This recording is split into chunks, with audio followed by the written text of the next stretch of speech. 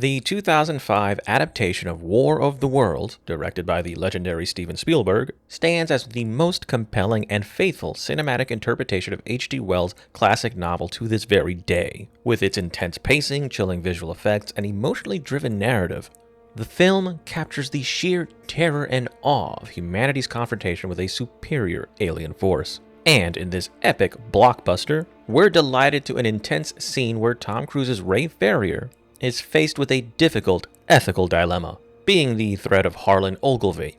We're first introduced to Harlan when he grants safe harbor to Ray and his daughter Rachel, right after they witnessed the US military getting folded like a cheap lawn chair by the Martian tripods.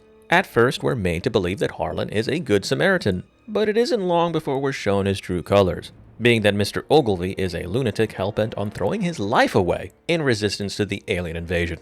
On more than one separate occasion, Ray had to prevent Harlan from getting all of them killed.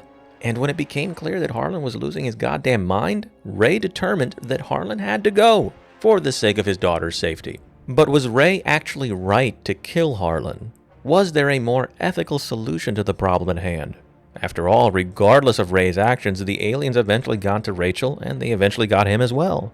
Now, considering that these people were in a state of survival, being actively hunted by extraterrestrial predators, it makes sense for us to grant them some leniency from an ethical perspective. That being said, is it really reasonable to believe that Ray could have just knocked out Harlan?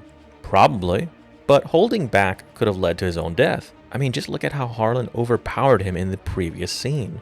Aiming to merely incapacitate this big dude, potentially tying him up and sticking a sock in his mouth, is a tall order given Ray's circumstances in the film. And struggling to incapacitate someone silently is a bit harder than outright killing them. So there's also the risk of the confrontation getting too loud, to the point where it attracts the wrong attention. And then there's the issue of keeping that crazy fuck properly secured.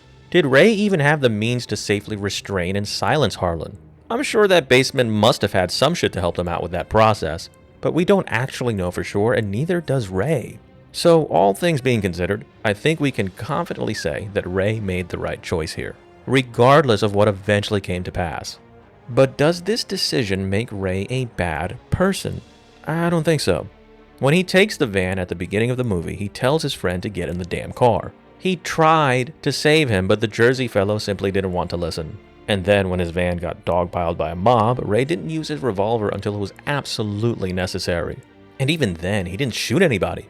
When the ferry was pulling out of the harbor, Ray was clearly angry at the soldiers for not allowing more people on the boat. So all things being considered, I think it's fairly safe to claim that Ray is a good dude who just happened to be a father who was stuck in a difficult position.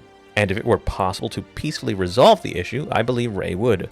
And let's remember, guys, he actually did try to talk it out with Harlan. So yeah, Ray's a pretty virtuous man. Anyways, if you enjoy this sort of content, please like, share, and fucking subscribe. Also remember that you may opine anytime if you feel so inclined, down in the comments section. I'm Captain Gold, and I hope to see you in my next Gold Standard video.